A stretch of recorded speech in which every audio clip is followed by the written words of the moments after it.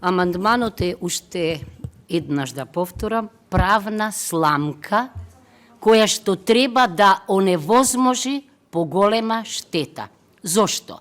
Бидејќи не случајно во матичниот закон стои 3 месеци дека само може најдолго да се користи, значи да се користат правата врзани за концесионерството. А сега овде 6 месеци.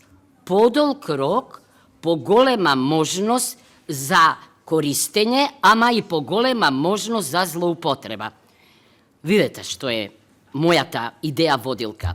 Членот 56 од Уставот вели дека сите природни богатства на Републиката, не читам друго, уживаат посебна заштита, освен ако со договор со некоја фирма не е поинаку одредено, за жал.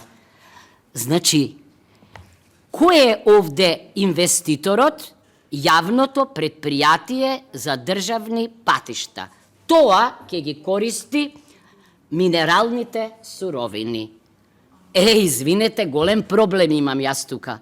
Наместо да се редуцира, јас дури сум го критикувала и ова 3 месеци како предолг рок, наместо за вакво нешто да се редуцира или еве да се задржи рокот од 3 месеци, се овозможува дури 6 месеци инвеститорот, предпоставувам во договор со изведувачот или како ќе биде, не знам, гатам, значи да ги користи природните богатства кои според Уставот уживаат посебна заштита.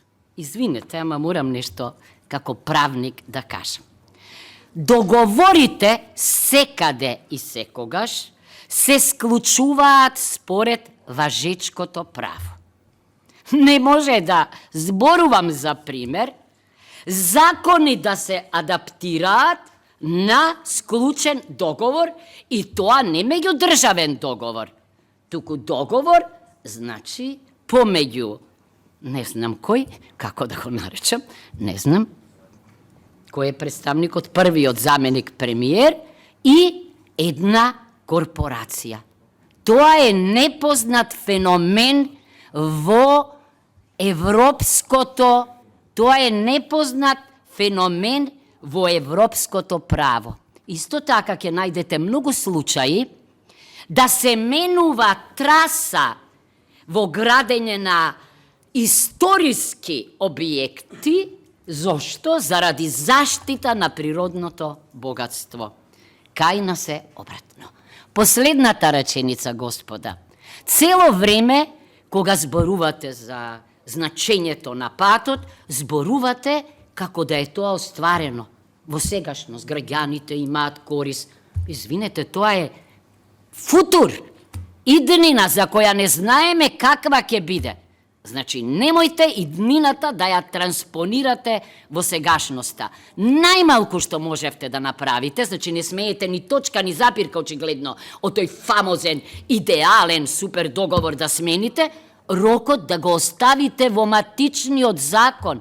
Зошто? Зошто иначе е неуставно, ви кажувам. Уставот вели посебна заштита, а овде нема посебна заштита. И зошто јас имам сомнеш кон инвеститорот јавно предпријатие за државни патишта? Па видете, начело на истиот стои човек кој не се прослави баш во пошта како добар домаќин, ама никому ништо.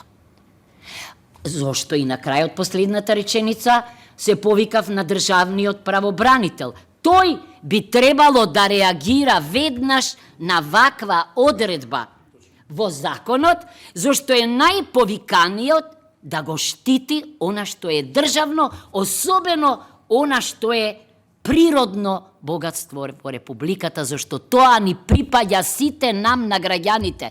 Не може на инвеститорот 6 месеци да му дадам ја што сака да прави со природно богатство.